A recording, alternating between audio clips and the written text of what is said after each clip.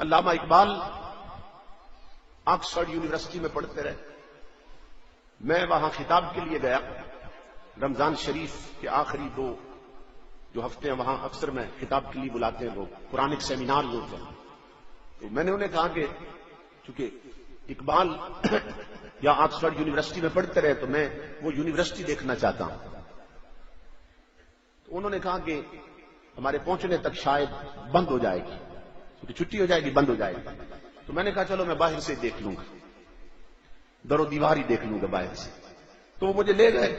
تو راستے میں نا باتیں ہوتی رہی. وہ 40-50 سال سے وہاں پہ آکسفورڈ میں پاکستانی, انہوں نے مجھے بتایا کہ یہاں حضور ضیاء الامت پیر محمد کرم شاہ الازہری رحمۃ اللہ علیہ تشریف لائے تھے.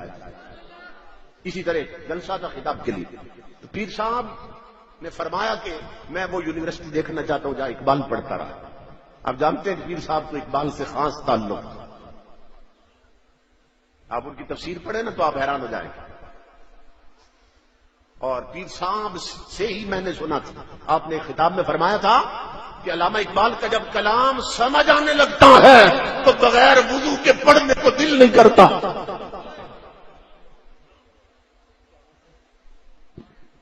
یہ اس اقبال کا کلام آج کنجریوں کے ہتھے چڑھ گیا, آج گلوکاروں کے ہتھے چڑھ گیا.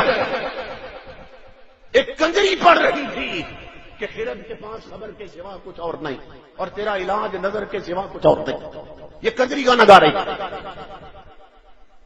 جس کا کلام سمجھ آئے تو حضور ضیاء الامت کے خیال میں بغیر وضو کے پڑھنے کو دل نہیں کرتا. جب ہم نے چھوڑ دیا تو پھر یہی کنجری پڑھیں گی, گلوکارائیں پڑھیں گی. اقبال نے جب کتاب لکھی تھی نا تو اس وقت لندن لائبریری سے اقبال کو خط آیا تھا. انگریزوں نے خط لکھا تھا اقبال اگر اجازت ہو, چونکہ آتھر جو ہوتا ہے نا کتاب لکھنے والا, اس سے اجازت لینا ضروری ہوتی. اقبال اگر اجازت ہو, انگریزوں نے خط لکھا کہ تمہاری کتاب کو ہم انگلش میں ٹرانسلیٹ کرتے ہیں, انگریزی میں ترجمہ کر کے نا اپنے بچوں کو پڑھائیں گے. تو ایک بیرسٹر بیٹھے تھے اقبال کے پاس, وہ کہتے ہیں جب خط پڑھا نا اقبال نے, اقبال پھوٹ پھوٹ کے رویا, ہچکی بند گئی اقبال. میں نے کہا اقبال مصنف ترستے ہیں کہ ان کی کتابیں انگریزی میں ٹرانسلیٹ ہو اور پڑھائی جائیں, اور آپ کو خط آیا اور آپ رو رہے, آپ خوش نہیں ہوئے. تو اقبال نے جو جملہ کہا وہ سنو.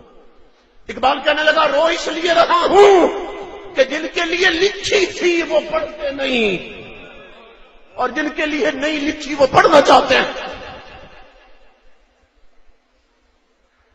نوجوانوں یہ موبائل پھینک دو, اقبال کی کتابیں اٹھاؤ تاکہ تمہیں کھویا ہوا مقام نظر آئے.